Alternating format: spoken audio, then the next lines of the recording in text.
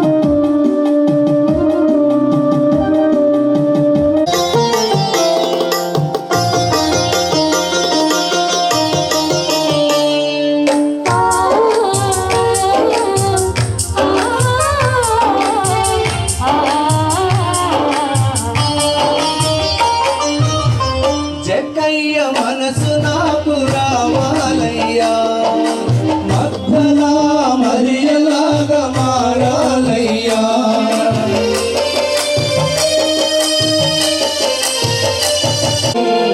నీ ప్రేమ కావాలి, నీలాగా మారాలి నా యేసయ్యా. నీవు కావాలి, నీ ప్రేమ కావాలి, నీలాగా మారాలి నా యేసయ్యా. దావీదు కుమారా దయ చూపవా, కరుణామయా కనికరించవా. దావీదు కుమారా దయ చూపవా, కరుణామయా కనికరించవా. సర్వశక్తిగల సర్వేశ్వరుడు మనకు దయచూపండి. క్రీస్తువా దయచూపండి. ప్రభువా దయచూపండి. ప్రభువా దయచూపండి.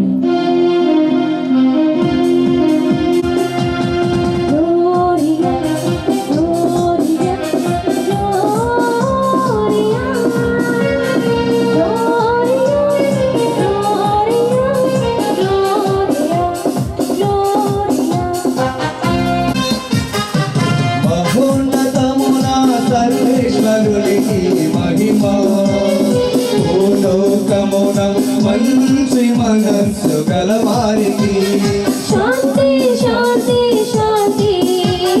మహోన్నతమున సర్వేశ్వరునికి మహిమ, భూలోకమున మంచి మనస్సు గలవారికి శాంతి శాంతి శాంతి.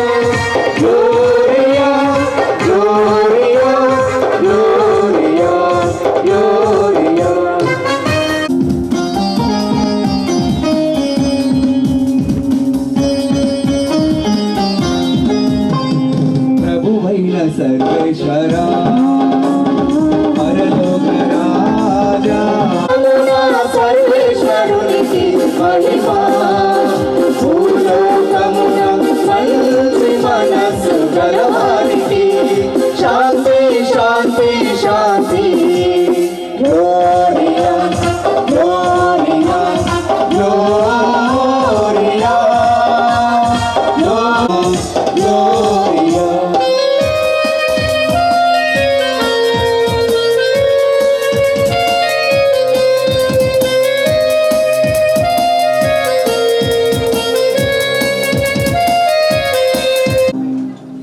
ప్రార్థించుదము. ఓ సర్వేశ్వర, సర్వశక్తి గల పిత, నీవు సిలువ పరమ రహస్యము ద్వారా మమ్ము బలపరిచితివి. నీ కుమారుని పునరుత్థానపు పరమ రహస్యములో భాగమును దయచేసితివి. ఇహలోక జీవితమును ముగించిన మీ దాసురాలైన పొత్స బాలమ్మ మరి రోజు మనం కనికరించి ఆమె అన్ని పాపములను మన్నించి పరలోక పునీతుల బృందములో ఒకరిగా చేర్చుకునము. మీతోను పవిత్రాత్మతోను కలిసి యుగ యుగములు జీవించు పరిపాలించుడు మా ప్రభువును మీ కుమారుడైన యేసు అతి పవిత్ర నామమున అడిగి వేడుకొనుచున్నాము తండ్రి. ఆమేన్.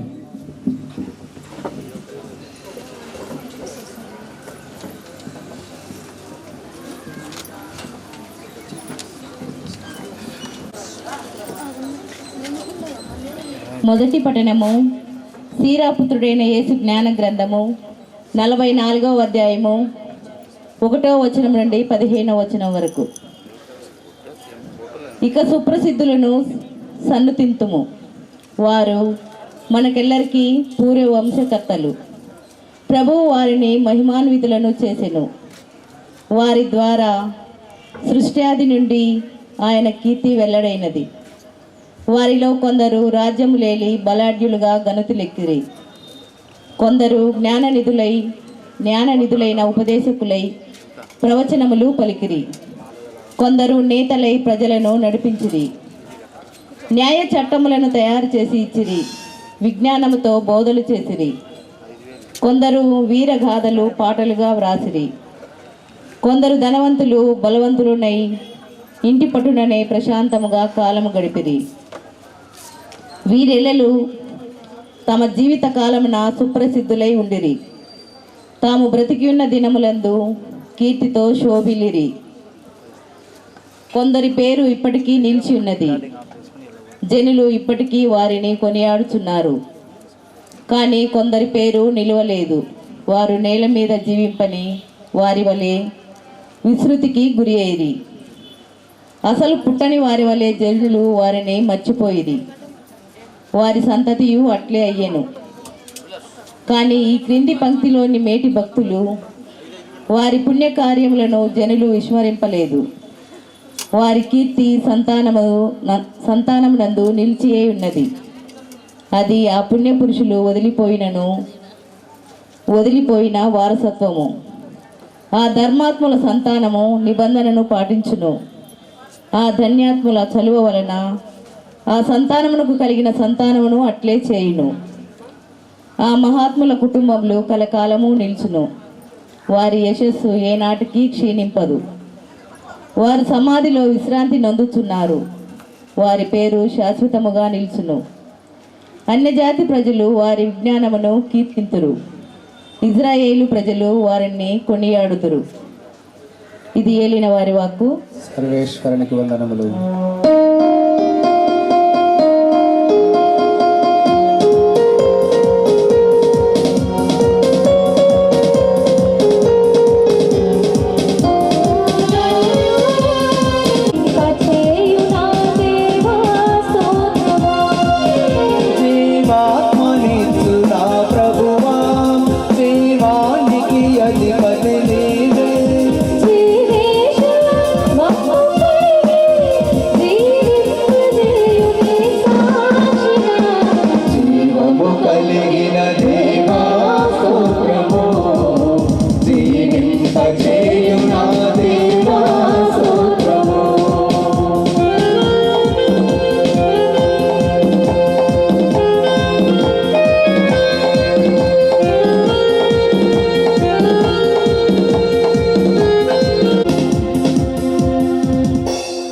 ఏలినవారు మీతో ఉందురుగాక, మీ ఆత్మతోనూ ఉందురుగాక.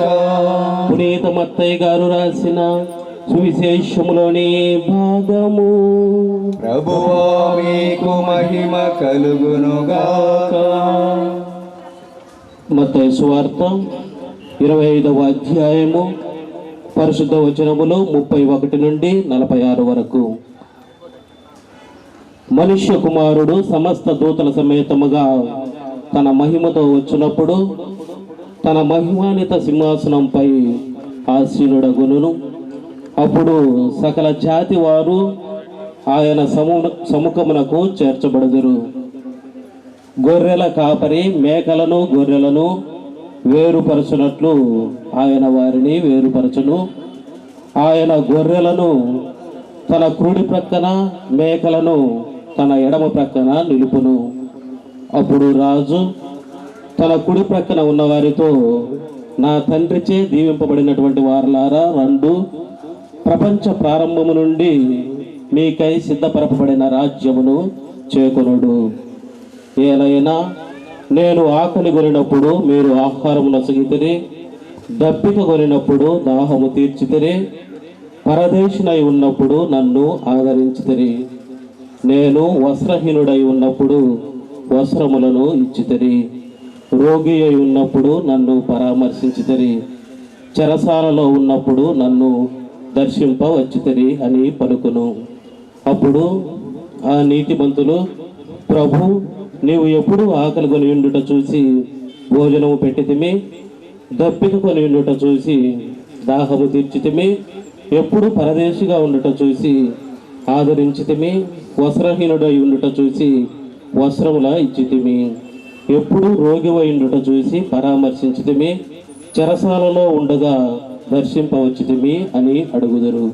అందుకు ఆయన, ఈ నా సహోదరులలో అత్యల్పుడైన ఏ ఒక్కనికి మీరు ఇవి చేసినప్పుడు అవి నాకును చేసితిరి అని మీతో నిశ్చయముగా చెప్పుచున్నాను అని చెప్పును.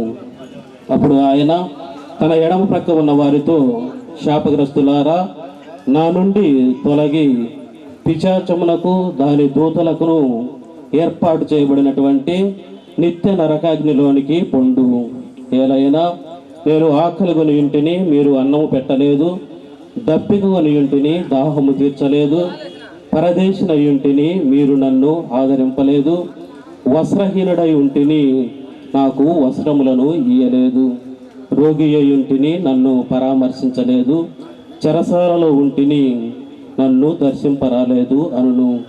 అప్పుడు వారు కూడా, ప్రభు, నీవు ఆకలి కొని ఉండుట, దప్పిక కొని ఉండుట, పరదేశివై ఉండుట, వస్త్రహీనుడవై ఉండుట, రోగివై ఉండుట, చెరసాలలో ఉండుట మేము ఏనాడు చూచి పరిచర్య చేయకపోతిమి అని ప్రశ్నించురు. అందుకు ఆయన, ఈ అత్యల్పులలో ఒక్కనికైనాను మీరివి చేయనప్పుడు నాకును చేయలేదు అని నిశ్చయముగా చెప్పుచున్నాను అని వారితో చెప్పును. వీరు నిత్య శిక్షకు వెడలిపోవుదురు, నీతిమంతులు నిత్య జీవములో ప్రవేశించరు అని పలికెను. ఇది క్రీస్తు సువిశేషము. క్రీస్తువా మీకు స్తుతి కలుగును గాక. పిల్లల మాట ఎప్పుడు కూడా జవదాటని వాడు. అతని యొక్క మంచి గుణాన్ని, అతని మంచితనాన్ని చూసి చాలామంది అతన్ని గౌరవించేవారు, ఇష్టపడేవారు. ఒకరోజు ఆ అబ్బాయి ఇతరులతో కలిసి విహారయాత్రకు వెళ్ళాడు. యాత్ర మధ్యలో అతను కనిపించట్లేదు. ఎక్కడ చూసినా అతని జాడ కనిపించలేదు. నదిలో ఈత కొడుతూ బయటికి రాలేదు అని కొంతమంది చెప్పారు. వెంటనే నదిలో దూకి నదిలంతా కలియ తిరిగాగా అతని శవాన్ని కనుగొన్నారు. ఆ శవాన్ని చూసి, ఆ అబ్బాయిని చూసి తల్లిదండ్రులు కూలిపోయారు, అలాగనే కుంగిపోయారు, కన్నీటి పర్యంతం అవుతూ ఉన్నారు. ఆ శవాన్ని తీసుకొని శ్మశానానికి తీసుకెళ్లారు. చితి మీద పెట్టి చితికి అగ్గి పెట్టే లోపు కన్న తల్లి ఆ బిడ్డను చూసి కన్నీటి పర్యంతం అవుతూ తను గుండెలు బాదుకుంటూ ఆ చితిపైకి పరిగెడుతూ ఉంది. అందరూ ఆమెను పట్టుకొని ఓదార్చి తనను శాంతపరిచినట్లుగా మనం ఆ స్టోరీలో వింటాం. ప్రియమైన సహోదరి సహోదరులారా, ఎదిగిన పిల్లలు మరణించినప్పుడు దుఃఖపడే తల్లిదండ్రులు, జన్మనిచ్చిన తల్లిదండ్రులు మరణించినప్పుడు ఏడ్చేటటువంటి పిల్లలు, కట్టుకున్న భర్త మరణించినప్పుడు విలపించేటటువంటి భార్యలను, ఇష్టపడి వివాహం ఆడిన భార్య మరణించినప్పుడు భర్త వేదనకు లోనయ్యేటటువంటి భర్తలను మనం సమాజంలో ప్రతిక్షణం అనుక్షణం చూస్తూనే ఉంటాం. మరణ వార్త వినగానే చాలామంది మనలో విలపిస్తూ ఉంటాం, కన్నీటి పర్యంతం అవుతూ ఉంటాం, రోధిస్తూ ఉంటాం, కృంగిపోతూ ఉంటాం. మనకు సంబంధం లేని వ్యక్తులు మరణించినా కూడా మనం కన్నీటి పర్యంతం అవుతూ ఉంటాం. జోగారావు వాళ్ళ ఆవిడ మరణించినప్పుడు ఉదయాన్నే 8 గంటలకు నేను జయరాం సార్కు ఫోన్ చేశాను. సార్, నేను ఇలా విన్నాను, ఇది నిజమా అని. జయరాం ఆ 8 గంటల్లో ఆ సమయంలో నేను ఈ మాట అన్న వెంటనే ఆయన దుఃఖించినటువంటి తీరు, నేను వరికుంట్లలో నుంచి ఫోన్ చేశాను, ఆ కన్నీటి పర్యంతమైనటువంటి ఆ బాధ అది ఎలా ఉందంటే అసలు నా కంటికి కూడా అక్కడ నీళ్ళు వచ్చే విధంగా ఆయన ఆ బాధను OLFలో ఆ వరండాలో ఉండి నాతో మాట్లాడాడు. అంటే ఒకటి మరణం ఇంకొకరికి ఎట్లా ఉంటుందంటే అది చాలా విలపిస్తూ ఉంటాం, నిద్రాహారాలు మానిపోతూ ఉంటాం, మానసికంగా దెబ్బతింటూ ఉంటాం. కానీ కొన్ని రోజులు, కొన్ని నెలలు, 1 సంవత్సరం గడిచిన తర్వాత మళ్ళీ మామూలు స్థితికి వస్తాం. మామూలు స్థితికి వచ్చి గతాన్ని మర్చిపోయి సంవత్సరానికి ఒక్కసారి ఇలా వార్షికోత్సవాలు లేదా దినాలు జరుపుకుంటూ ఉంటాం.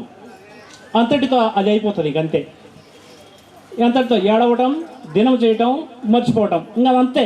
ఇంకా అక్కడికి అందరూ అక్కడే ఆగిపోతారు. కానీ ఇక్కడ ఒక ప్రశ్న మనం ఏం చేసుకోవాలంటే, ఇది ఒక రొటీన్ లైఫ్ మన జీవితంలో, మన కుటుంబాల్లో, మన గ్రామాలలో కదా. చనిపోవడం, సాములో రావడం, పూజ చేయడం, ప్రసంగం చేయడం, దినం చేయడం, అన్నం పెట్టడం, వెళ్ళిపోవడం, ఇంతే, ఇంకేం ఉండదు. కానీ ఇక్కడ మనం ఒకటి ప్రశ్నించుకోవాలి. ఏంటంటే అసలు మరణం అంటే ఏమిటి, మరణించిన వాళ్ళు ఎక్కడికి వెళ్తున్నారు, ఆ ఆత్మ ఎక్కడికి వెళ్తుంది అనే విషయాలను గురించి మనం పెద్దగా తర్కించుకోము, పెద్దగా మాట్లాడుకోము, వాడికి అయిపోతుంది అంతే. కానీ బైబుల్ ఏం చెప్తుందంటే మనిషి మౌలికంగా దైవ స్వరూపుడని, తను మట్టితో చేయబడ్డాడని, మట్టితో చేయబడ్డ ఆ శరీరంలో దేవుని యొక్క ఆత్మ ఉంది అని, శరీరం వేరని ఆత్మ వేరని, అదే జీవాత్మ అని, ఈ ఆత్మ ఒకరోజు మన శరీరాన్ని వెళ్ళిపోతుందని ఇలా రకరకాలుగా మాట్లాడుతూ ఉంటాం. మనలో ఉండే ఆత్మ ఒకరోజు వెళ్ళిపోతుంది, బయటికి పోతుంది. ఇక అందరిది, నాది నీది, ఇక్కడ ఉండే వాళ్ళందరిది వెళ్ళిపోతుంది. అది శరీరం వేరైతుంది, ఆత్మ వేరైతుంది. శరీరాన్ని ఏమో మట్టిలో పెడతాం, ఆత్మ ఎక్కడికో పోతుంది. అది ఎక్కడికి పోతుంది? దాని ఆత్మకు శాంతి కావాలి, అది దేవుని చేరుకోవాలి, అది పరలోకానికి పోవాలి, ఆ దేవుని సముఖానికి పోవాలి, దూతల దగ్గరికి పోవాలి, పునీతుల దగ్గరికి పోవాలి అని పూజలు పెట్టిస్తుంటాం. ఇది ఎంత మాత్రం పూజలు మాత్రమే పెట్టిస్తున్నాం, కానీ నిజంగా ఇందులో ఉండే అర్థం, పరమార్థం, దాని యొక్క అర్థం ఏంటి అని మనం లోతుగా ఆలోచన చేస్తే, హిందూ మతం, బౌద్ధ మతం, జైన మతం పునర్జన్మను గురించి మాట్లాడతాయి. ఆ గ్రంథాలన్నీ మేము బహుశా అందరం చదివింటాం ఇక్కడ. ఈ గ్రంథాలలో పునర్జన్మను గురించి మాట్లాడతాయి ఆ గ్రంథాలన్నీ.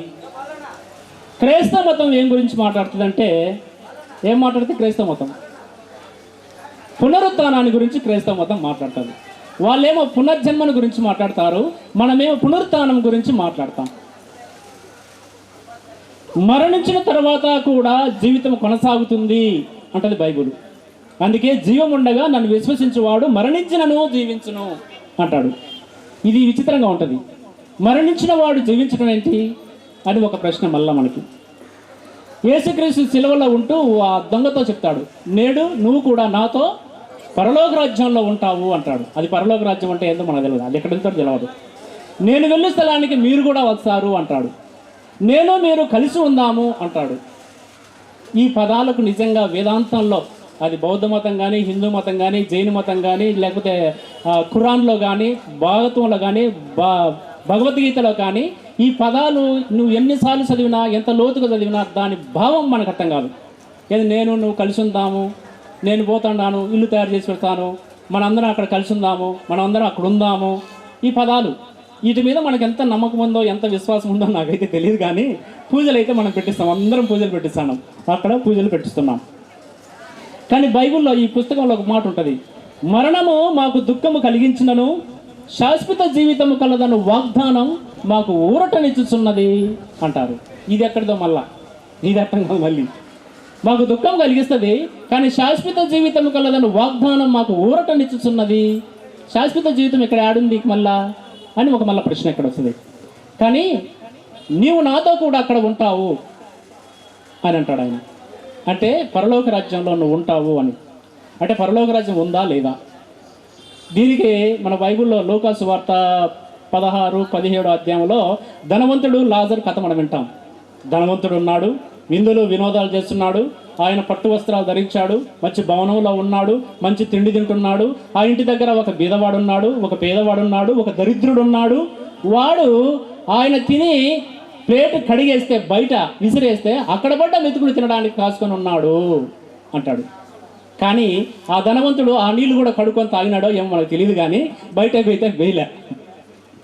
చాలామంది తెలుగులో ఒకసారి రామా తిన్న ప్లేట్ కూడా కడుక్కొని తాగుతున్నాయినా అని అంటారు కొంతమంది. ఒక గర్భవతి అయిన ఒక కాకి ఒకరింటి దగ్గర కూర్చొని ఉందట. ఆ ఇంటేమో మంచి భోజనం తింటా ఉందంట. చూసింది ఎక్కడైనా కొంచెమైనా ఒక ముక్కైనా ఒక మాంసమైనా ఉంటుంది, చేతులు కడిగి బయటేస్తుంది అని ఆ గర్భముతో ఉన్నటువంటి ఆ కాకి వెయిటింగ్లో ఉందట. ఈమె అటు తిని ఇటు తిని ఆసి నాక్కొని ఈసి నాక్కొని మొత్తం గిన్నెంత నాక్కొని ప్లేట్ కూడా కడుక్కొని తాగేసిందంట.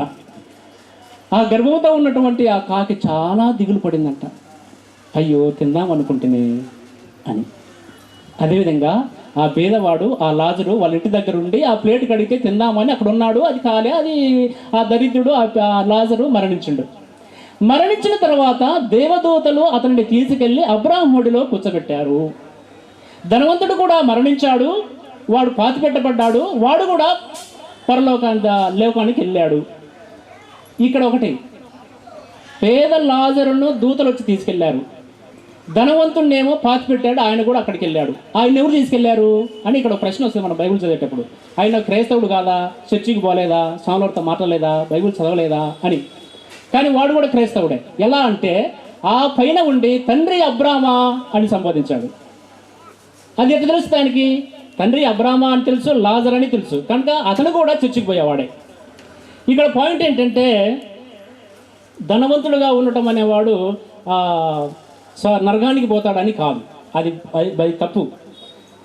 సొలొమోను ధనవంతుడు కాదు, అబ్రహాం ఇప్పుడుండే అంబానీ కంటే పెద్ద గొప్పవాడు ఆయన. అబ్రహాం ఆయనకున్న ఆస్తిపాస్తులు ఇంకెవరికి లేవు. సొలొమోను గొప్పవాడు కాదు, దావీదు గొప్పవాడు కాదు. వీళ్ళకి ధనము ఆస్తి ఐశ్వర్యాలు అంతస్తులు లేవు, వీళ్ళందరూ పరలోక రాజ్యానికి పోలే. ఇక్కడ ఒక పాయింట్ ఏంటంటే నీకు ధనం ఉండొచ్చు తప్పులేదు, నువ్వు సంపాదించుకోవచ్చు తప్పులేదు, కానీ ఒక పేదవాడు ఒక దరిద్రుడు నీ ఇంటి ముందు ఉంటే నువ్వు కాసింత కూడా వానికి పెట్టలేదు కదా, అందుకు నువ్వు నరకానికి పోవాల్సి వచ్చింది. కనుక అక్కడి నుంచి ఏడుస్తూ అంగలాస్తూ తండ్రి అబ్రాహమా నాకు 5 మంది తమ్ముళ్ళు ఉన్నారు, వాళ్ళు కింద ఉన్నారు, వాళ్ళు నాకంటే దరిద్రులు, మరి ఈయన పోయి వాళ్ళకి ఒక మాట చెప్తే నేను పోయి ఒక మాట చెప్తే వాళ్ళు మారుతారు, నన్ను పంపిస్తావా అంటాడు. నో, పంపించడానికి కుదరదు. ఎందుకంటే అక్కడ ప్రవక్తలు ఉన్నారు, మోషే లాంటి ప్రవక్తలు ఉన్నారు, అక్కడ గురువులు ఉన్నారు, బిషప్లు ఉన్నారు, వాళ్ళు చెప్తే వింటే సరిపోతుంది, నువ్వు పోవాల్సిన అవసరం లేదురా, నువ్వు అక్కడే ఉండు అంటాడు. ఇక్కడ బైబిల్లో మీరు బాగా విన్నారా లేదో, పరలో నరకాన్ని ఒక చాలా చెడ్డగా దాన్ని వర్ణించారు అక్కడ. ఏమని? అగ్ని ఆరదు, పురుగు సావదు, ఇది ఎప్పుడు అది కంటిన్యూగా అది కాలిపోతూనే ఉంటుంది అని. ఇక్కడ చేరిన మనందరం ఎక్కడికి వెళ్తాము? తెలవదు. నరకానికి వెళ్తే ఇంకా నువ్వు కాలుతానే ఉంటావు, పరలోకానికి వెళ్తే ఆ దేవుల దూతల సమేతంగా వాళ్ళతో నువ్వు కలిసి ఉంటావు. దీనికోసం ఈ సత్యాన్ని మీకు తెలియజేయడం కోసమే మనం ఈ దినాలు పెడతాం. ఈరోజు బాలక్క దినం, నిజంగా ఇది ఒక ఆనందకరమైనటువంటి దినం, సంతోషకరమైనటువంటి దినం, సంబరపడవలసినటువంటి దినం. అదేంటి స్వామి, బాలక్క చనిపోయి ఇంట్లో అంతా దుఃఖిస్తుంటే నువ్వు ఆనందకరమైన రోజు అంటున్నావే ఏమిటి అని. ఇది ఆనందకరమే, ఎందుకంటే బాలక్క లేదా బాలమ్మ, బొజ్జ బాలమ్మ దేవుని దగ్గరికి వెళ్ళింది, దేవుని సముఖంలో ఉంది, మోక్షంలో ఉంది, పునీతులతో కలిసి ఉంది, సన్మనుషులతో కలిసి ఉంది. అక్కడ ఆకలి లేదు, దాహం లేదు, కష్టాలు లేవు, నష్టాలు లేవు, గుండె నొప్పి లేదు, గుండెల్లో దడ లేదు, కాళ్ళు నొప్పులు లేవు, మోకాళ్ళ నొప్పులు లేవు, నడుములు నొప్పులు లేవు. ఏ నొప్పులు లేని దగ్గరికి ఆమె పోతే, ఏ బాధ లేని దగ్గరికి ఆమె పోతే మనం ఎందుకు ఏడవాలి, మనం ఎందుకు చింతించాలి? అందుకే మరణం అంటే ఎడబాటు అంటాడు ఒక రచయిత. మరణం అంటే ఎడబాటు, నువ్వు నేను కలిసి ఉన్నాం కాబట్టి ఎడబాటు అయింది అంటావంతే. కొత్తగా పెళ్ళైన అమ్మాయి ఇప్పుడైతే కాదు, ఒక 20 సంవత్సరాల క్రితం పెళ్లి కూతురు ఇంక పంపించేటప్పుడు ఏడుచదు చూడు, మామూలుగా ఏడ్చదు. వాళ్ళగాళ్ళు కొట్టుకొని వీళ్ళగాళ్ళు కొట్టుకొని లేయమ్మా అని వాళ్ళు ఎత్తుకొని వీళ్ళు ఎత్తుకొని ఏడుచరు. ఒక సంవత్సరం గడిచిన తర్వాత ఇంటికి రమ్మంటే కుదరదులే అంటది. వాళ్ళకి రాదు. ఇక్కడ పనిందిలే, పిల్లోడు బడిపోవాలే, ఆయనకు అన్నం చేసేవాళ్ళు లేరులే. ఏడా నిన్ను 20 సంవత్సరాలు నేను పెంచి పెద్ద చేసి బంగారం పెట్టి పట్టు చీరలు పెట్టి నిన్ను ఒక ఇంటికి పంపించే ఇంక నేను రాలే అంటావు. ఇది కూడా అంతేమ్మా, ఇది కూడా అంతే. వీళ్ళందరూ పరలోక రాజ్యానికి పోతున్నారు, అక్కడ బాగా సుఖశాంతులతో ఉంటారు, వర్ధిల్లుతూ ఉంటారు, దేవుని రాజ్యంలో ఉంటారు, అది అందరూ పోతారు. కనుక మరణం అనేది తథ్యం, అది అనివార్యం.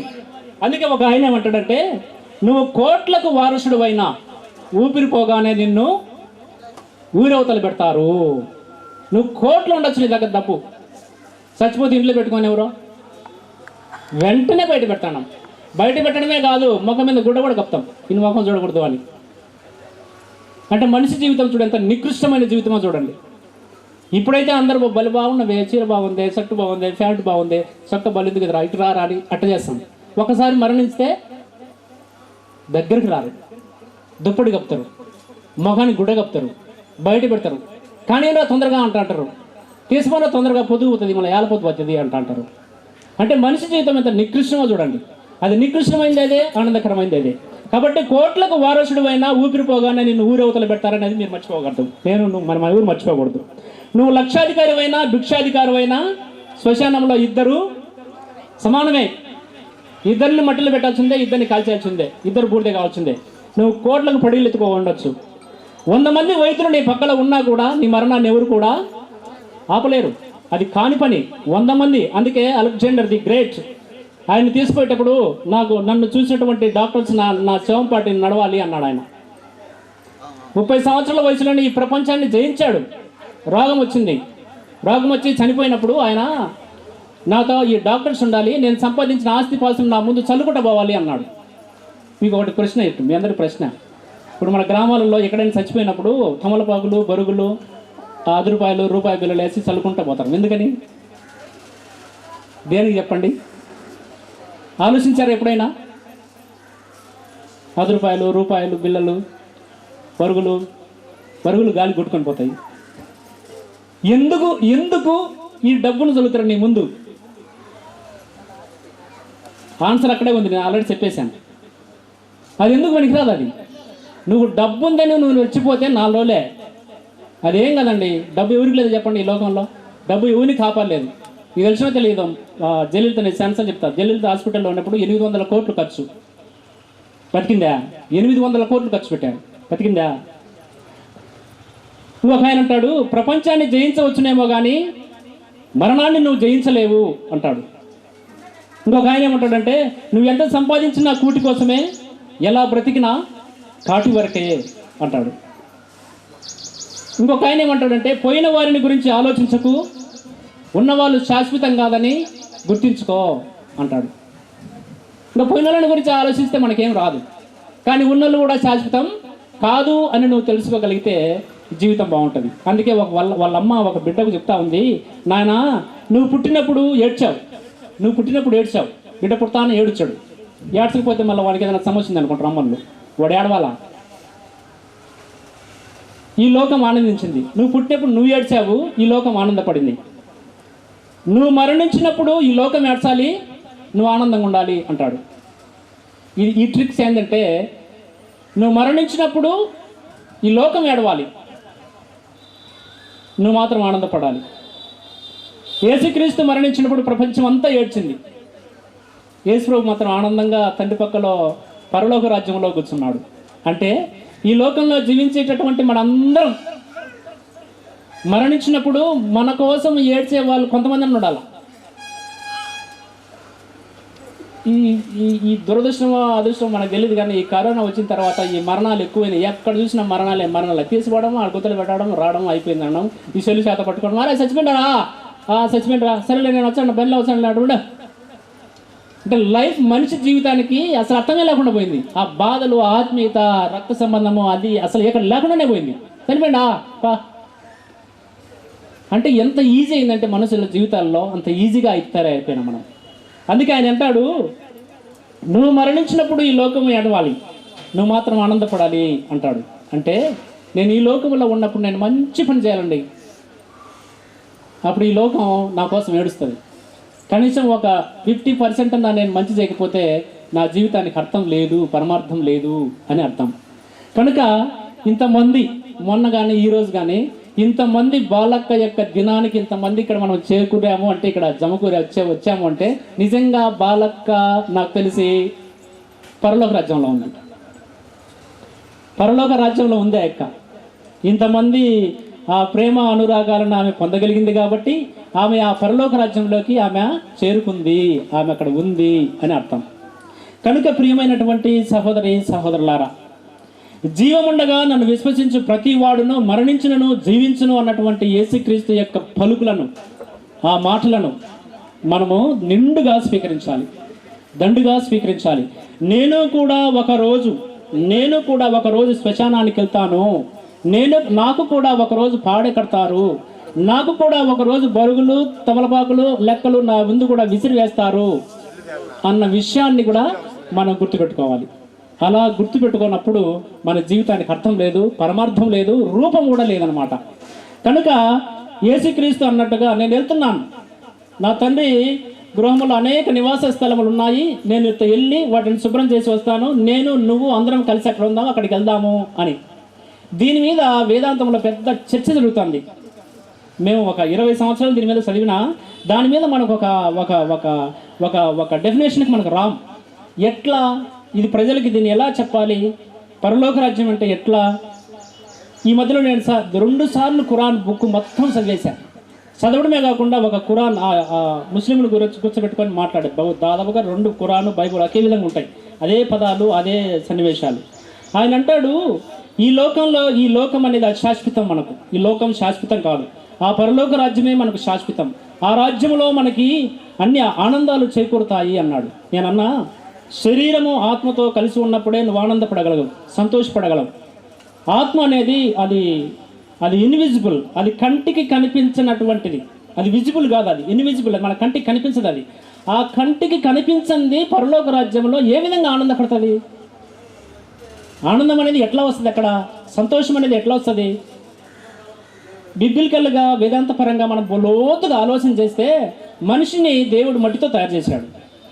మట్టితో తయారు చేసిన తర్వాత ఆయన శ్వాస ఆ ముక్కు రంధ్రాల్లో ఊదిన తర్వాతనే ఆ మట్టికి ప్రాణం వచ్చింది.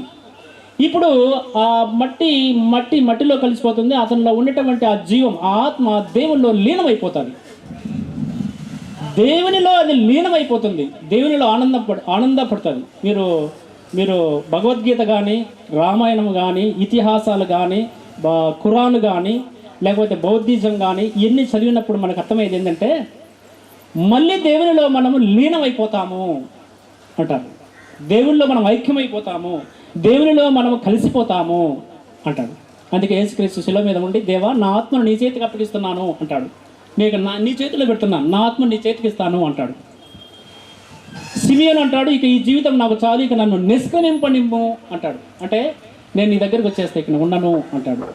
పౌలాది అంటాడు, ఇక ఈ జీవితం చాలు, ఇక నేను నీతి కిరీటం కోసం వేచి ఉన్నాను, నేను నీ దగ్గరికి వస్తాను, ఇక ఈ జీవితం చాలు నాకు అంటాడు. మీరు అన్నమయ్య చరిత్ర చదవండి, అన్నమయ్య బుక్ మొత్తం చదవండి.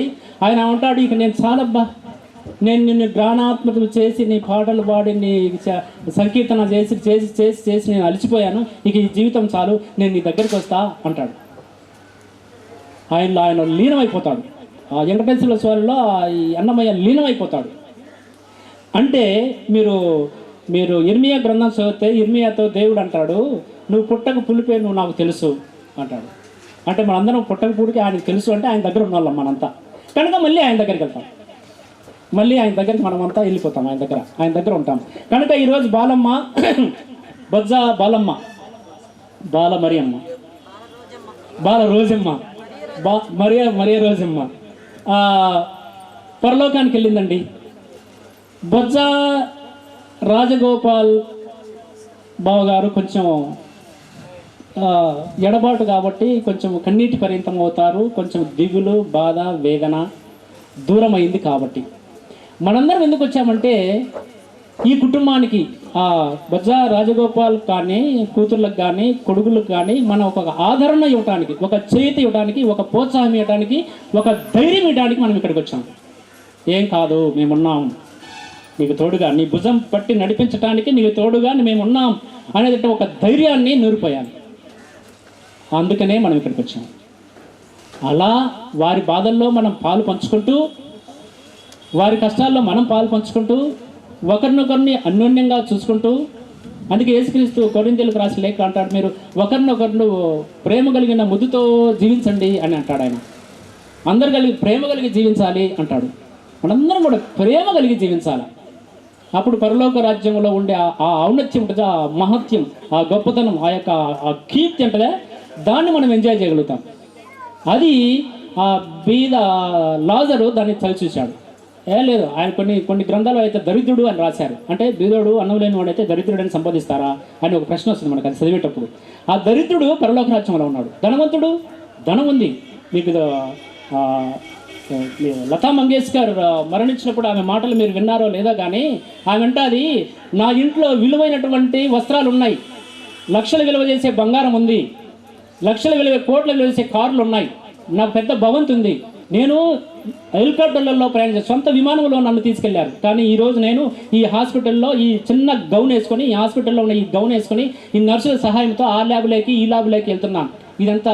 ఇదంతా శూన్యమే, ఇదంతా ఎందుకు పనికిరాందే. కనుక మనం ఆత్మీయత కావాలి, అనురాగాలు కావాలి, కలిసికట్టుగా జీవించాలి, ఐకమత్యంగా ఉండాలి, అన్యోన్యంగా ఉండాలి, ఇచ్చిపుచ్చుకొని జీవించాలని తప్ప ఇందులో ఏమి లేదు అంటది.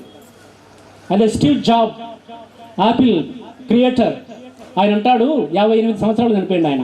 ఆయన అంటాడు, వ్యాపారంలో నేను అగ్రగణ్యుణ్ణి, ఈ ప్రపంచంలో నెంబర్ 1 సావుకాన్ని నేను తలపెట్టిన ప్రతి కార్యమును విజయవంతం చేశాను, లక్షలు కోట్ల వేల కోట్లు సంపాదించాను. కానీ చివరికి నాకు అర్థమైందంటే దీనికి మించింది ఒకటి ఉంది. అదేంటంటే నా భార్యతో, నా బిడ్డలతో, కుటుంబ సభ్యులతో, ఇరుగు పరివాళ్ళతో నేను స్నేహంగా జీవించలేకపోయాను. కనుక జీవితాంతం నేను మరణించేంత వరకు నాకు తోడుగా ఉన్నది ఒకటి, అది నా మంచము అంటాడు ఆయన. నాకెవరు తోడుగా లేరు అంటారు. అందుకే ఒక రైటర్ ఏమంటారంటే, నువ్వు డబ్బు వచ్చి కారు కొనుక్కోవచ్చు, 10,000 లెక్కించి వంట మనిషిని పెట్టుకోవచ్చు, 20,000 ఇచ్చి డ్రైవర్ని పెట్టుకోవచ్చు, కానీ నీకు బాధలు వచ్చినప్పుడు, సమస్యలు వచ్చినప్పుడు నాతో పాటు ఏడ్చరా అనే దానికి ఎవడు దొరకడం మనకు. డబ్బు తెచ్చుకుంటావా మనం ఎవరన్నా? నాకు బాధ ఉంది, నువ్వు కూడా ఏడ్చరా, నువ్వు 10,000 తెచ్చి పెట్టుకోండి, మీ దగ్గర ఎవరన్నా ఏడ్చరేమో. ఏడ్చినా దానికి రూపం ఉండదు, అది అవలాగి ఉంటుంది, అది మందు కొట్టి ఏడ్చారు కొంతమంది. కాబట్టి నిజమైన సత్యం ఏంటంటే మనం మంచిగా జీవించాలండి. డబ్బు నథింగ్, ఆస్తి ఐశ్వర్యాలు అందరు చందాలన్నీ అవి అంతా తాత్కాలికమే, ఎవరిని ఏమీ కాపాడలేవు. అది ఉందని రెచ్చిపోతే కన్నా ఇక మనకేం కాదు, అది కొద్దిగా తాత్కాలికం, అది అంతే, నీకు ఉండాలా తినగాడు. అందుకే ఒక ఆయన అంటాడు, ఎక్కడో కాదు, మీరు సామెతల గ్రంథం 30లో 6, 7, 8, 9 వచనాలు చదువుతాయని అంటాడు, దేవా నేను నిన్ను 2 వరములు కోరుతా, ఆ 2 వరాలు నేను చనిపోక ముందే నాకు ప్రసాదించు. 1వ వరం ఏంటంటే, నేను ఎప్పుడు కూడా అబద్ధం ఆడకుండానట్లు నన్ను దీవించు. నాకు సంపదలు వద్దు, నన్ను ఐశ్వర్యవంతుని చేయవద్దు, నన్ను పేదవాడిని చేయవద్దు. ఐశ్వర్యవంతుని చేసే ఒకవేళ నేను నిన్ను మర్చిపోతానేమో, బీదవాణి చేస్తే నాకేం ఎట్టు చేసిన వాడిని నేను తిడతానేమో, నీకు అపకీర్తి తేవడానికి నాకు ఇష్టం లేదు, కనుక నాకు కావలసిన తిండి పెట్టు చాలు, ఇక నాకేమొద్దు అంటాడు. అసలు ఎంత మంచి మాట అండి అది.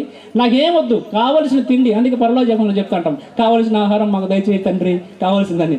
దాంతో తృప్తిపడేదే వాళ్ళు ఎవరు తృప్తిపడరు. కాబట్టి కావాల్సింది నాకు అన్నం చెయ్యి, నేను సావుకారిని కావద్దు, నేను బీదవాడిని కావద్దు, మధ్య విధంగా నన్ను కాపాడు తండ్రి అని ప్రార్థన చేస్తాడు ఆయన. నేను నీ దగ్గరికి వస్తాను, నీకు అపకీర్తి తేవడానికి నాకు ఇష్టం లేదు, నేను ఈ లోకంలో ఉంటాను అని.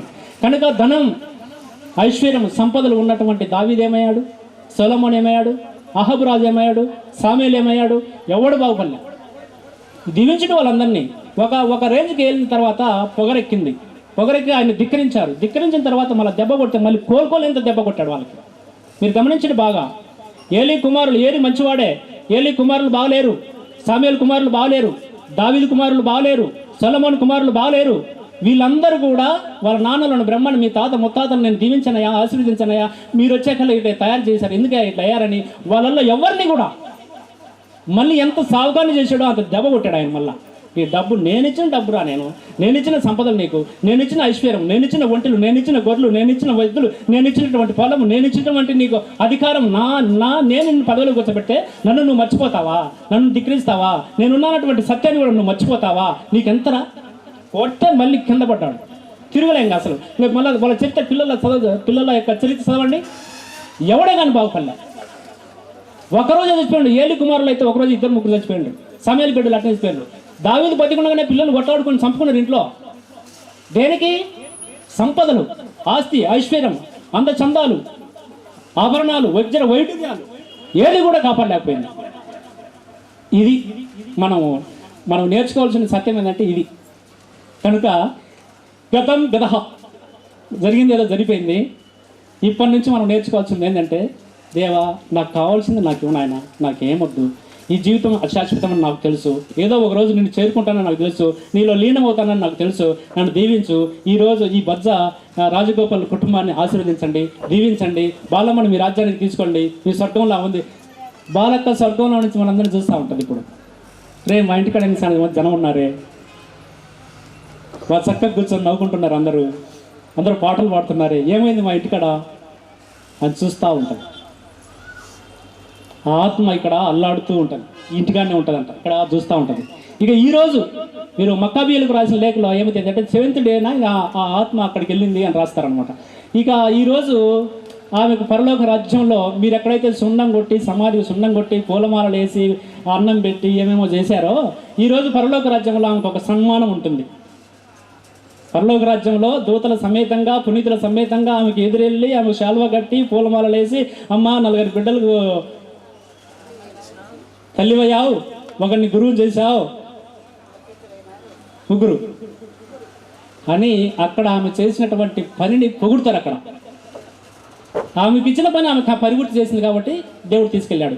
యేసుక్రీస్తుకి ఇచ్చినటువంటి పనిని పరిపూర్తి చేశాడు కాబట్టి 32 సంవత్సరాలు తీసుకెళ్ళాడు.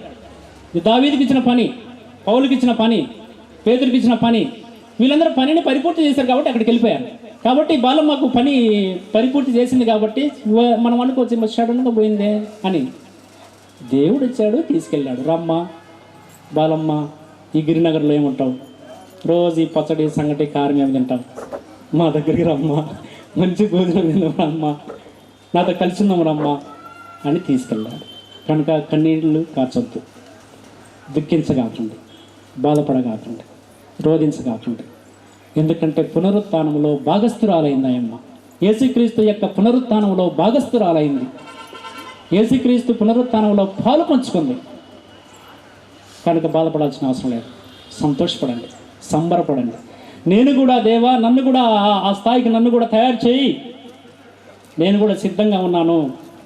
ఆ గడియ, ఆ సమయం ఎప్పుడు వస్తుందో మనకు తెలియదు కాబట్టి నువ్వు సిద్ధంగా ఉండు అంటే బైబిల్లో. సిద్ధపడదాం మనందరం, ఖచ్చితంగా సిద్ధపడాల్సిందే. ఏమి ఆప్షన్ లేదు దీనికి. ఈ బిట్టు కన్నా 4 ఆప్షన్లు ఉంటాయి. ఏ బిట్టు పెట్టన్నాను, ఈ బిట్టుకి ఆప్షన్ లేదు. ఈ బిట్టు దెబ్బకు పోద్ది, ఆడిపోతుంది ఇక అంతే. కనుక ప్రియమైన సహోదరి సహోదరులారా, ఈ సమయంలో మనందరం కూడా బాలక్క ఆత్మకు నిత్య విశ్రాంతి, ఆ పరలోక రాజ్య సౌభాగ్యాలు అనుగురాలని, ఆ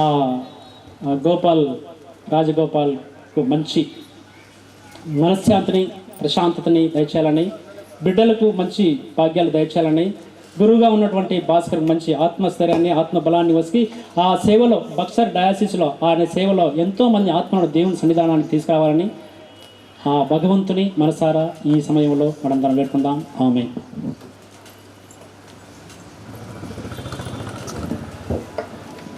అర్పణ గీతం.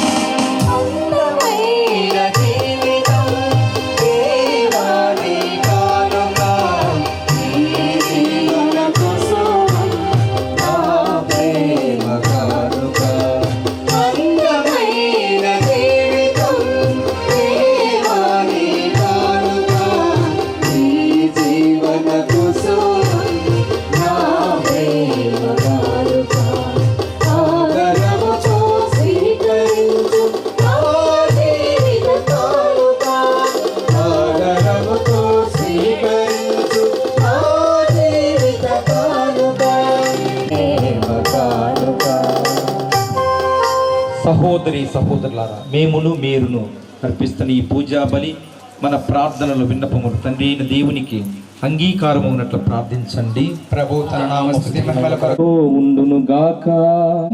రక్షణదాయకము క్రీస్తునందు మాకు ఉత్థాన భాగ్యము కలదను నమ్మిక వికసించినది.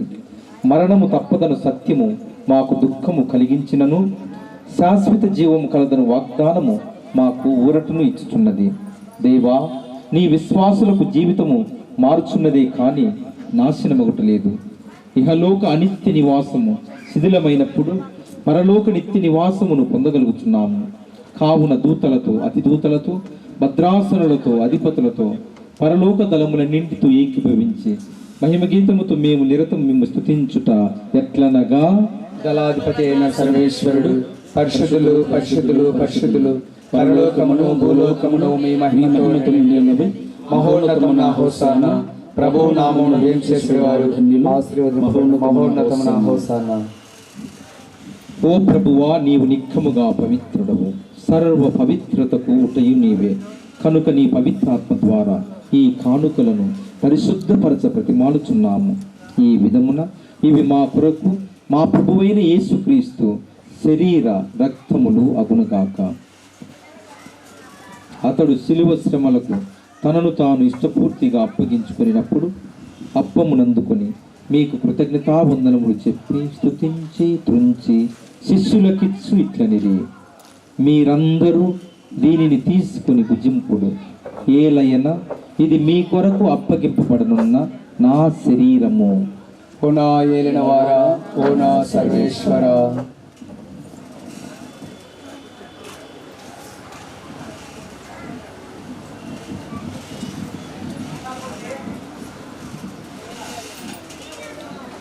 ఆ విధముననే భోజనానంతరము పాత్రమునందుకొని మరల మీకు కృతజ్ఞతావందనములు చెప్పి స్తుతించి శిష్యులకిచ్చు ఇట్లనిది, మీరందరూ దీనిని తీసుకొని దీని నుండి పానము చేయుడు. ఏలయన ఇది నూతన నిత్య నిబంధన యొక్క నా రక్తపు పాత్రము. ఇది మీ కొరకును అనేకుల కొరకును పాప పరిహారమునకై దారవోయబడును. దీనిని నా జ్ఞాపకార్థము చేయుడు. ఓ నా ఏలిన వారా, ఓ నా సర్వేశ్వర.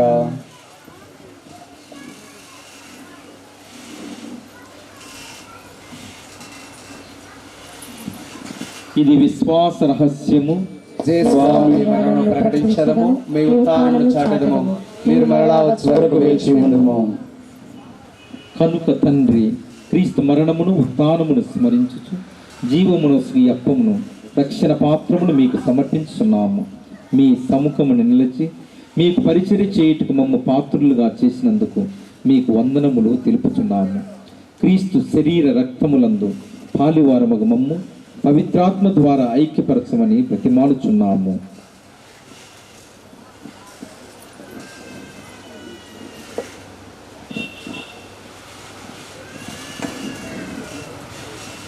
ఓ ప్రభువా,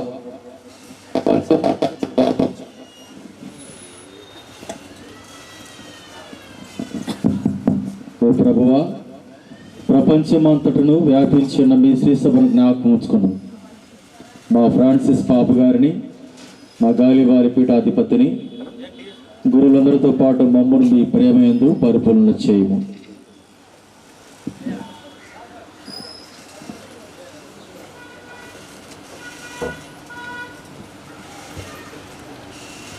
ఈ దినము నీవు ఈ లోకం నుండి పిలుచుకొనిన బాలమ్మ మా తల్లిని అను నీ సేవకురాలిని జ్ఞాపకపరుచుకొనుము.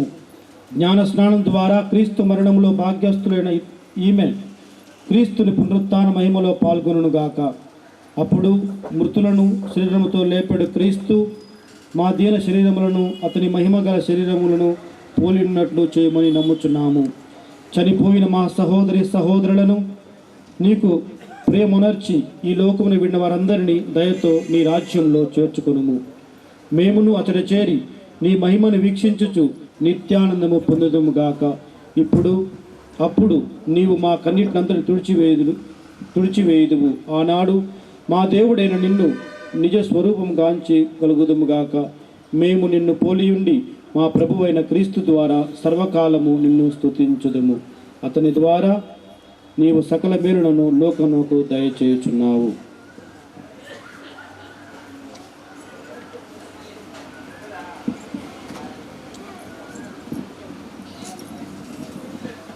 క్రీస్తు ద్వారా, క్రీస్తుతో, క్రీస్తునందు సర్వశక్తి గల పితయైన సర్వేశ్వర పవిత్రాత్మతో ఏకమయ్యుండు మీకు యుగ యుగములు గౌరవ మహిమలు కలుగునుగాక.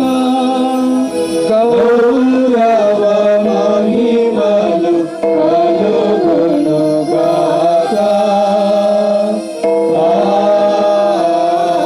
ఆమేన్. ఆమేన్.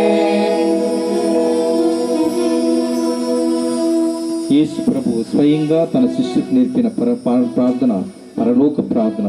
మనందరం ఏక కుటుంబంగా ఆ ప్రార్థన భక్తితో జపించుదాము. పరలోకమందున్న మా యొక్క తండ్రి, మీ నామము పూజింపబడును గాక, మీ రాజ్యము వచ్చును గాక, మీ చిత్తము పరలోకమందు నెరవేరినట్లు భూలోకమందును నెరవేరును గాక. నానాటికి కావలసిన మా అన్నము మాకు నేర్పివ్వండి. మా యొద్ద అప్పుబడిన వారిని మేము మన్నించినట్లు మా అప్పులను మన్నించండి. మమ్ము శోధన యందు ప్రవేశింపనివ్వక కీడుల నుండి మమ్మల్ని రక్షించండి. ప్రభువా, అన్ని కీడుల నుండి మమ్మ రక్షింపుము. మా ఈ రోజులలో మాకు శాంతిని ప్రసాదింపుము. మీ దయా అనుగ్రహం వలన పాపము నుండి మమ్మ విముక్తులను చేసి అన్ని కలతల నుండి సర్వదా కాపాడము. మేము మోక్షానందమును మా రక్షకుడైన యేసుక్రీస్తు ఆగమమును నిరీక్షించుందము. ఏలైన నిరంతరము మీదే రాజ్యము, మీదే అధికారము, మీదే మహిమ. శాంతిని మీకు అనుగ్రహిస్తున్నాను, నా శాంతిని మీకు ఇస్తున్నాను అని మీ అపోస్తులతో వచించిన ప్రభు అయిన యేసువా, మా పాపములను పాటింపక మీ శ్రీసభ విశ్వాసమును కటాక్షింపుడు. మీ చిత్త ప్రకారం మాకు శాంతిని, సమాధానమును, ఐక్యమును అనుగ్రహింపుడు. యుగ యుగములు జీవించు పరిపాలించడు వారా. ఆమేన్. ప్రభుని శాంతి, సమాధానం ఎల్లప్పుడూ మీ అందరితో ఉండును గాక. మీ ఆత్మతో ఉండును గాక. ఒకరికొకరము సమాధానం తెలుపుకుందాము. సర్వేశ్వరుని గొర్రె పిల్ల, లోకం యొక్క పాపాలను పరిహరించడం ద్వారా మాకు దయ చూపండి. సర్వేశ్వరుని గొర్రె పిల్ల, లోకము యొక్క పాపములను పరిహరించడం ద్వారా మాకు దయ చూపండి. సర్వేశ్వరుని గొర్రె పిల్ల, లోకము యొక్క పాపములను పరిహరించడం ద్వారా మాకు శాంతిని దయచేయండి.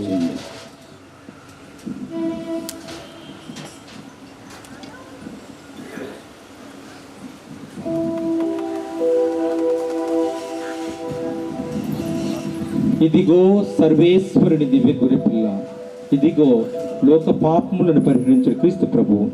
ఈ గొర్రెపిల్ల విందుకు పిలువబడిన మనము ధన్యులము. ప్రభువా, మీరు నా స్వస్థత పొందును. క్రీస్తు శరీర రక్తములు మన నిత్య జీవన కాపాడును గాక. దయచేసి గమనించండి. ప్రసాదమును స్వీకరించేటటువంటి ఆచారము కలిగినటువంటి వారు మాత్రమే ఈ దివ్య ప్రసాదమును స్వీకరించవలేను. మద్యం సేవించిన వారు బహుశా కాదులు క్రైస్తవులైనా కానీ మద్యం సేవించుకుంటే దయచేసి అలాంటి వారు కూడా ఈ సప్రసాదమును స్వీకరించకూడదని మనవి చేస్తున్నాము. అలాగే మీ స్థానంలో కూర్చొని ప్రార్థన చేయమని విజ్ఞప్తి చేస్తున్నాము.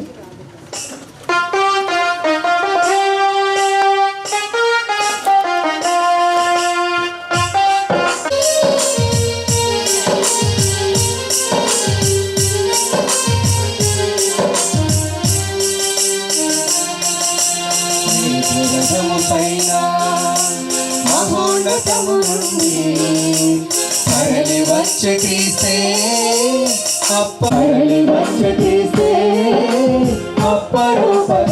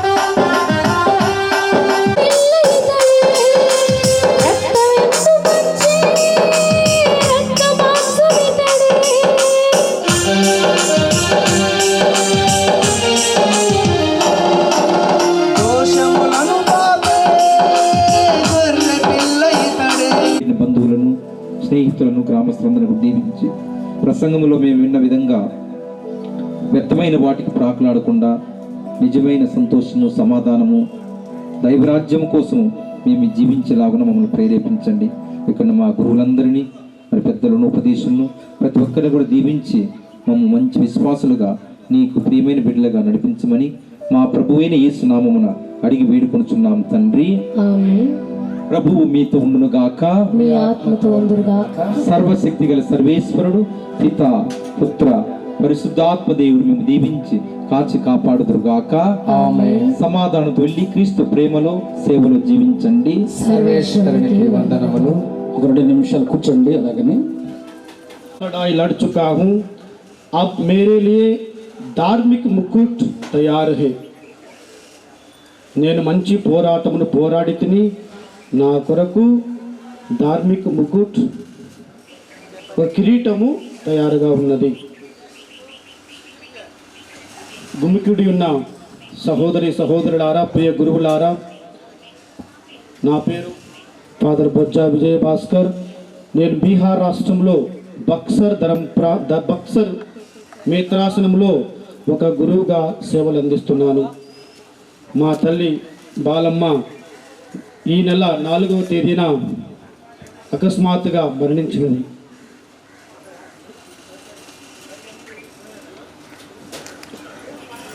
ఈ సత్యాన్ని నేను నమ్మలేకపోతున్నాను. ఇప్పటికి కూడా మేమందరము, మా అమ్మ ఎక్కడికో ఊరు వెళ్ళిపోయింది, త్వరగా వస్తుందిలే అని యొక్క బాధ, ఆ యొక్క ఆశ మా అందరిలో ఉంది. దేవుని యొక్క నిర్ణయాలు వేరుగా ఉంటాయి. ఆ నిర్ణయాలకు మనము తగినట్టు మనం జీవించాలి. ఇది యొక్క దేవుని ఏర్పాటు.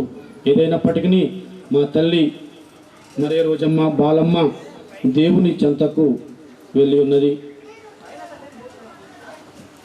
ఇక్కడ గుమికుడిన గురువులు మేత్రాసన వికర్ జనరల్ శ్రద్ధేయ ఫాదర్ తలారి బాలరాజు గారికి, ఫాదర్ బాలరాజు నాకు ఎప్పటి నుంచో మా కుటుంబానికి సుపరిచితులు. వాడు కోడూరు విచారణలో ఉన్నప్పుడు ఎప్పుడు వెళ్ళినా ఇది రాస్తాలో పోయేవారు. మా నాన్నను ఎప్పుడు చూస్తుండేవాడు. నేను ఎప్పుడు కనిపించినా కానీ మీ నాయన కలిసినబ్బా అనేవాడు.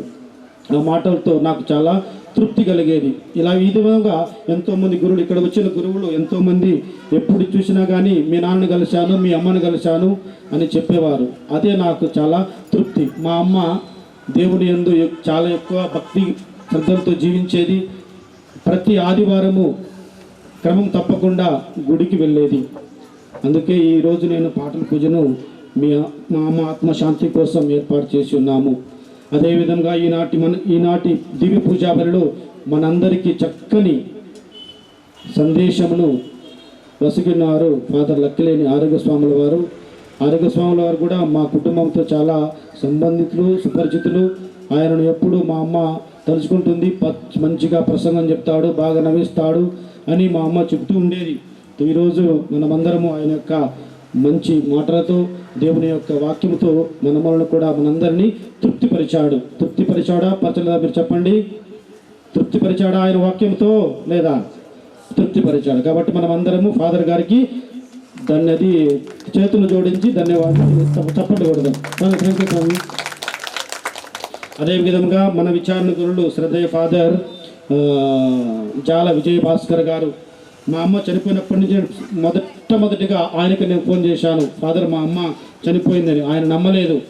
అయినప్పటికీ ఆయన నాకు ఒక ఓదార్పునిచ్చాడు. Don't worry man, I am there, I will look after అని చాలా చక్కగా ఆ రోజు నుంచి ఈనాటి వరకు నాతోనూ నా కుటుంబంతో కలిసి మాకందరికీ బాగా సహకరిస్తున్నాడు. ఫాదర్కు కూడా మీ అందరి తరపున, మా కుటుంబం తరపున ఫాదర్కు ధన్యవాదాలు తెలుపుతున్నాను. థ్యాంక్ యూ ఫాదర్ జాల విజయ భాస్కర్. అదేవిధంగా ఫాదర్ పీటర్ ప్రభాకర్ మా కుటుంబంతో చాలా పరిచితులు. ఎప్పుడైనా ఇక్కడికి వచ్చేవారు. మా అమ్మ సంగటి బాగా చేస్తుంది. ఆ సంగటి బాగా ఫాదరు తినేవాడు.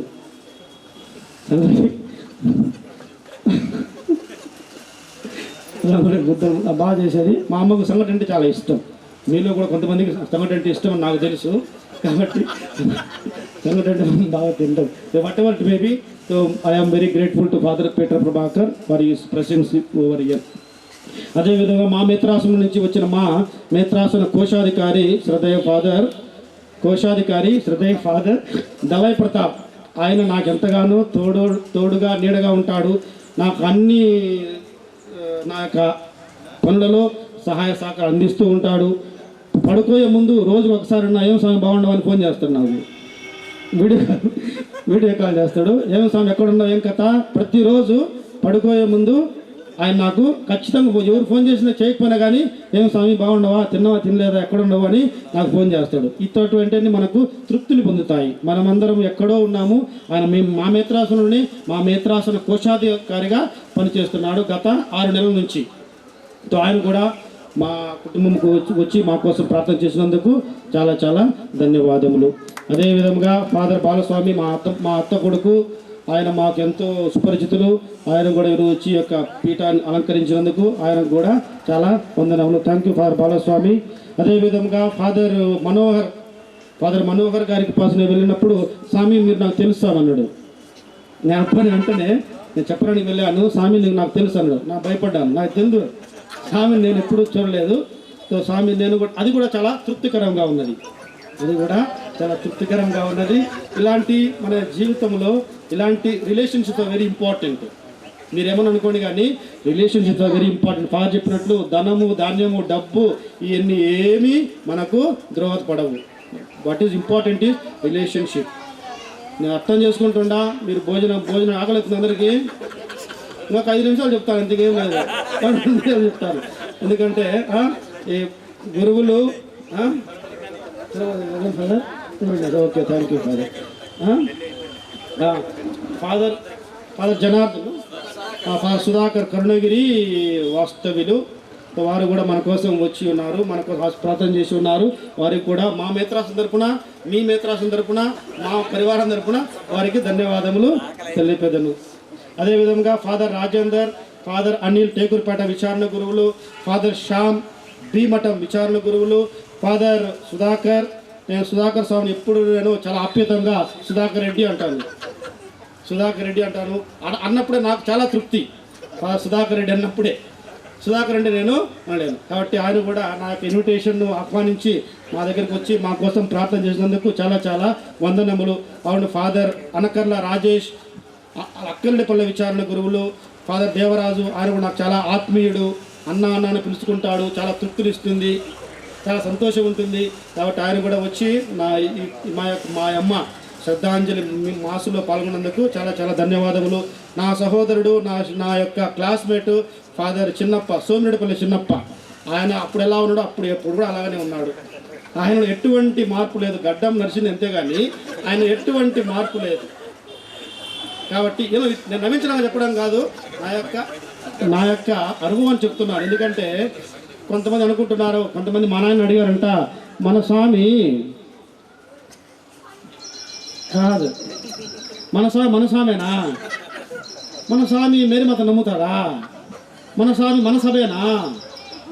ఈ ఇండియాలో 129 మేత్రాసనాలు ఉన్నాయి. కడప మేత్రాసనం లాగా ఇది గుర్తుంచుకోవాలి. మేము కూడా మేత్రాసన గురువులమే. మేత్రాసనలు ఇక్కడ పనిచేస్తున్నారు, మేము కూడా అక్కడ మేత్రాసనంలో పనిచేస్తున్నాం. ఇది జస్ట్ ఫర్ ఇన్ఫర్మేషన్ అంతే, ఇంకేం లేదు. చాలా మందికి తెలియదు. కాంగ్రెస్ కూడా ఉన్నారు. What ever it may be, I take all this opportunity to thank the lord and for his presence, for his guidance, and I only request you to pray for my family especially. So మీరందరూ మా కుటుంబం కోసము ప్రార్థన చేయమని మేము అడుగుతున్నాను. అదేవిధంగా గాయక బృందానికి కూడా నేను ప్రత్యేకంగా ధన్యవాదములు తెలుపుకుంటున్నాను. లాస్ట్గా ఇక్కడ విచ్చేసిన మీ అందరికీ ధన్యవాదములు. మా అన్న జయరామ్ అన్న నాకు సపోర్ట్గా ఉండి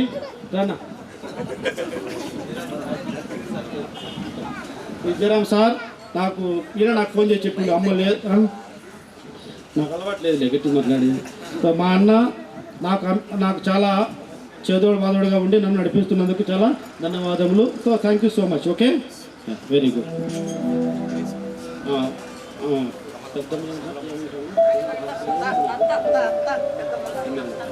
అత్త కమలత్త, అత్త కదా, అత్తే కమలత కూడా మా అందరి ముందు వచ్చి మన కోసం ప్రార్థన చేసినందుకు ఆమె కూడా మా కుటుంబం తరపున మేత్రాసం తరపున బక్సర్ మేత్రాసం తరపున ఆమెకు ధన్యవాదాలు తెలుపుతున్నాను.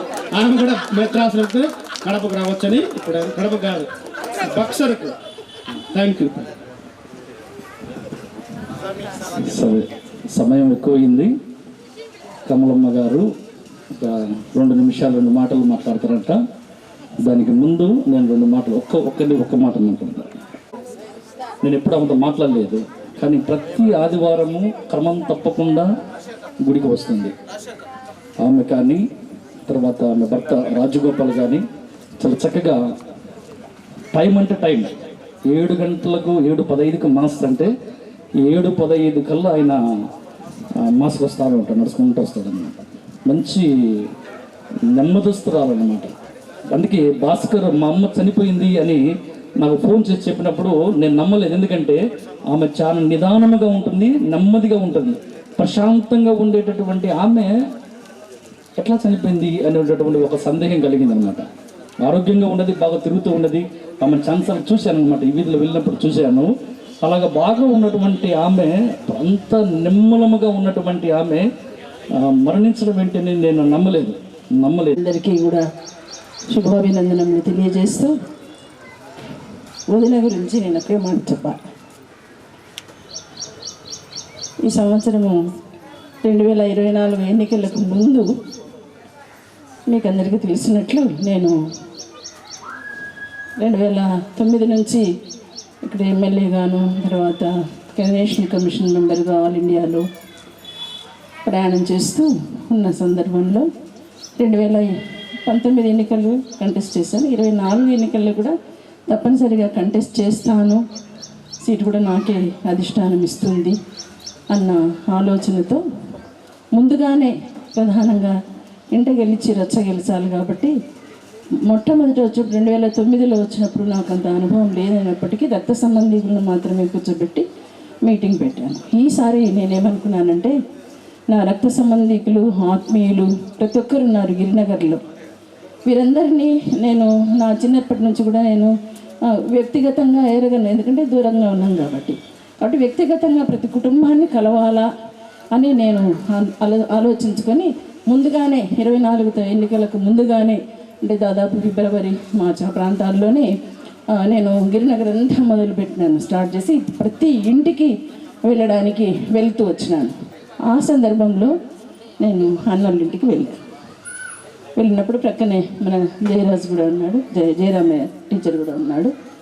మరి వెళ్ళి మాట్లాడుతూ వచ్చినప్పుడు అప్పుడు వదినతో మాట్లాడితే ఎంతమంది పిల్లలు అన్నా అంటే చెప్తూ వారిలో మరి ఒకరు మరి ఫాదర్గా ఉన్నారని చెప్పడం జరిగింది. నిజంగా నాకు చాలా సంతోషమైంది. నాకు తెలియదు వాస్తవానికి, చాలా సంతోషం వదిన. మరి ఫాదర్గా అయినారు, ఇంకొకరు ఉద్యోగం చేస్తున్నారు. అట్లా వారి విషయాలు చెప్తూ వచ్చినప్పుడు దేవుడు ఇంతగా మనల్ని ఎందుకు హెచ్చించినాడు, మరి మనము ఆయనలో ఉన్నాము కాబట్టి పరలోక ఆశీర్వాదాలతో పాటు మనకు ఈ భూలోక సంబంధమైనటువంటి కూడా ఆశీర్వాదాలు ఇస్తున్నాడు అని చెప్తూ వచ్చినాను. అప్పుడు అన్న, మీ ఆరోగ్యం ఎలా ఉందమ్మా అని అడిగినాడు. అంటే ఏముందన్నా, మీకు తెలిసింది కదా, కేవలము దేవుని దయ, 6 స్టంట్లు గుండెలో, 2 సార్లు క్యాన్సర్, బీపీ, షుగరు, థైరాయిడ్ వగైరా అన్నీ ఉన్నాయి. అయినప్పటికీ దేవుని కృపచేత నేను బాగానే ఉన్నాను అని చెప్పడం జరిగింది. అప్పుడు ఆవిడ ఒకటే అన్నారు, అమ్మ ఏదైనా దేవుని చిత్తమే. నేను ఇంకొక మాట, ఆయన ఎప్పుడు రమ్మంటే అప్పుడు పోవాలా, ఆయన ఉండమన్నప్పుడు ఉండాలా, ఆయన రమ్మన్నప్పుడు పోవాలా అని చెప్పడం జరిగితే వదిన కూడా అదే ఆ మాట అనేది, అమ్మ ఆయన ఎప్పుడు రమ్మంటే అప్పుడు పోవాలా, మనం సిద్ధంగా ఉండాలని. నాకు ఆమె 2 మాటల్లోనే ఆమె ఆత్మీయత ఎంతో నేను గ్రహించగలను. అందుకనే కార్డు బయట ఉండింది కుర్చీ మీద, నిన్న చూసిన నేను. అంటే వదిన చనిపోయినప్పుడు నేను ఇక్కడ లేను, తిరుపతిలో ఉన్నాను. కార్డు చూసిన వెంటనే తప్పనిసరిగా ఎట్లా నాకు ఎలా ఉన్నా నేను తప్పనిసరిగా వెళ్ళాలి అని నిర్ణయించుకొని ఈ మాట, అంటే తను ఎంత విశ్వాసంగా ఉంది, కేవలము దేవుని మీద ఆధారపడి జీవించేటువంటి వ్యక్తిగా నేను ఆమెను గమనించినాను ఆమె 2 మాటల్లోనే. దాన్ని నేను షేర్ చేసుకోవాలని ఇది నా పెద్దలందరూ, నేనైతే అర్హురాల్ని కాదు కానీ మీరు నాకు ఆ అర్హత ఇచ్చి ఆవిడ విశ్వాసాన్ని గురించి మీ అందరి ముందు పంచుకోవడానికి నాకు ఈ అవకాశం ఇచ్చినటువంటి గురువులందరికీ నా హృదయపూర్వక కృతజ్ఞతలు. అంతేకాకుండా రాజగోపాల్ అన్న కుటుంబానికి మరి వారికి కూడా నా కృతజ్ఞతలు తెలియజేస్తూ, ఆమె అడ్రస్ మారిందంతే. ఒకనొక రోజు మనమందరం కూడా ఆమెతో కలుసుకుంటాం. మనమందరము ఆయనతో కూడా దేవునితో కూడా రాజ్యం వెళ్తాం. ఆ రాజ్యం వెళ్ళేటప్పుడు ఆమెతో మనమందరము దేవుని పోలి మరి ఆమెతో కూడా కలిసి మరి రెండవ రాకడలో ఎత్తబడేటువంటి గుంపులో మనమందరము ఉండాలని ఆమెలాగే ఆమె ఎట్లా తన విశ్వాస్యతను ఈ లోకంలో మరి కనపరుస్తూ వచ్చిందో మనం కూడా అటువంటి విశ్వాస్యతలో కొనసాగాలని ఈ సందర్భంలో అన్న కూడా మరి నిరంతరము చెప్తూ వర్తించవచ్చు. ఎన్ని నాళ్ళ గమనము, ఎంత దూర పయనము, ఎన్ని నాళ్ళ గమనము, ఎంత దూర పయనము, గడ్డి పువ్వు వంటిది భూనివాస జీవితం, గడ్డి పువ్వు వంటిది భూనివాస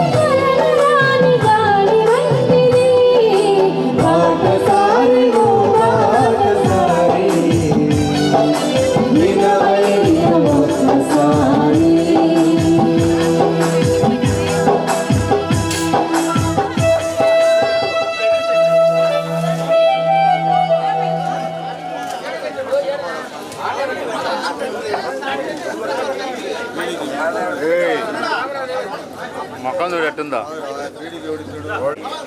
ఇట్లా